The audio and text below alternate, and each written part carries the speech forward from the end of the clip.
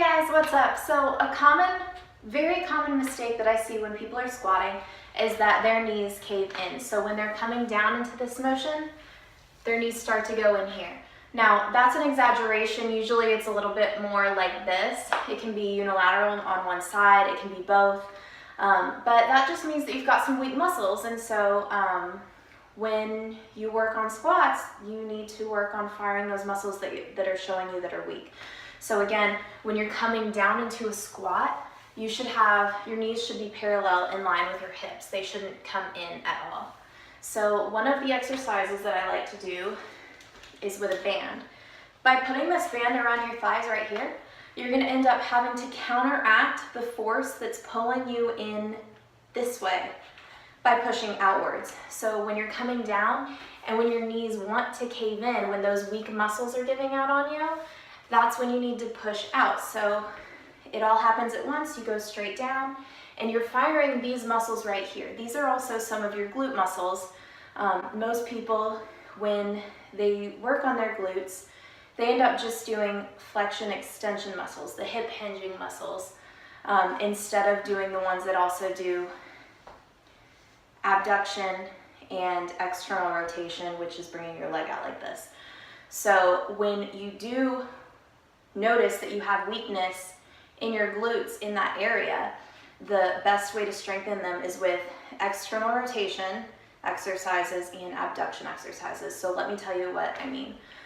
The first of which, you're firing your abductors by pushing out this way against the band when you're squatting. So you can work on banded squats like this.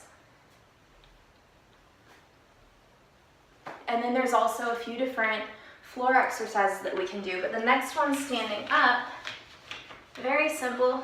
Put it around your ankles.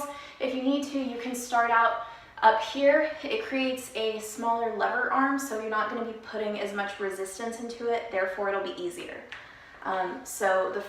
One of the other exercises that's going to work your hip abductors is standing side leg raises.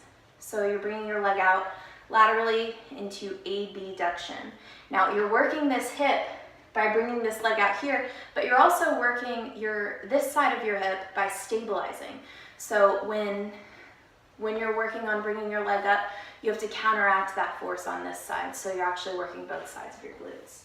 One of the other reasons that I like the bands is it serves as a kinesthetic or tactile reminder, if you will, to keep your knees pushed out instead of letting them cave in.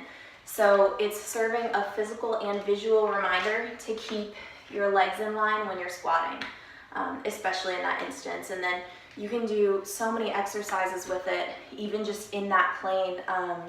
I like to do banded squats and then come over here and superset it with banded jump squats, or you can do high knees with it. And by doing that, it's going to cause resistance for each movement. Now, let me show you some of the floor exercises that I was talking about. There are other ways to train your hip abductors and hip external rotators. One of these other exercises that I was talking about, these are called fire hydrants. So without the band is where you may want to start. You get into a quadruped position on your hands and knees. You bring this leg out right here. Now, try not to lean in any particular direction, especially when you lift your leg up, because that changes the way that your pelvis is sitting, and you want to keep your hips in line with the floor, just like this. Bring it straight out, and that'll work your hip right here on this muscle. So when you band them,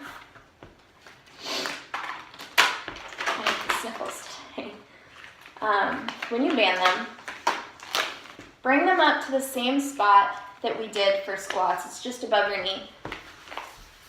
So when you do get to this, you'll have more resistance. So same movement.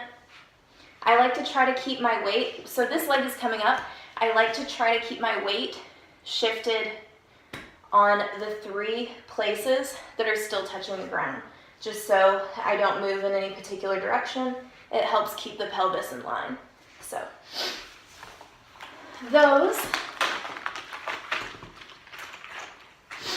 those are some of my favorite exercises to do with bands, and really creativity is your limit here. But when you're working your glutes, don't just work your hip hinging muscles. You need to work in all the planes of motion that your glutes work with. So I hope that helped, and have a good leg day.